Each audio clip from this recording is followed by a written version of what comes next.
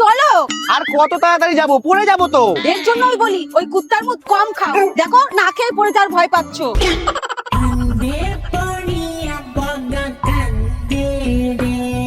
Doctor madam কি বুঝলেন পেটের ব্যথাটা কেন হচ্ছে? আপনি আনতে অনেক দেরি করে ফেলেছেন। দেখো আমি কবে থেকে বলি ওসব ছাইপাস খেও না, এখন কি হবে? আরে না না, আপনি এইখানে আনতে দেরি করে ফেলেছেন। আমি তো এক্ষুনি বাড়ি চলে যাচ্ছিলাম, ওনার সেরকম কিছু হয়নি। আপনি একটু ভালো করে দেখুন, ও কিন্তু খায়। না না, ও সবার খাবেন না, খেলে কিন্তু পেটে ব্যথা কমবে না। আমি যে ওষুধগুলো লিখে দিচ্ছি সেইগুলো খাবেন।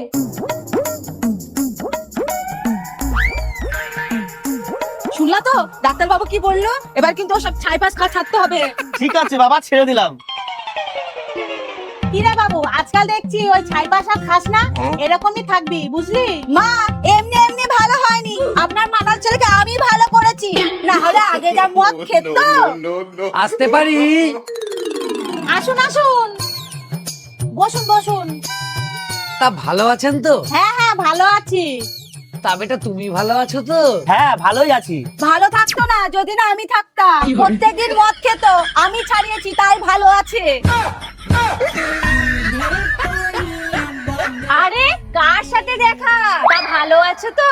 হ্যাঁ হ্যাঁ এখন ভালোই আছে, আগে মদ খেত আমি ছাড়িয়েছি তাই এখন ভালো আছে।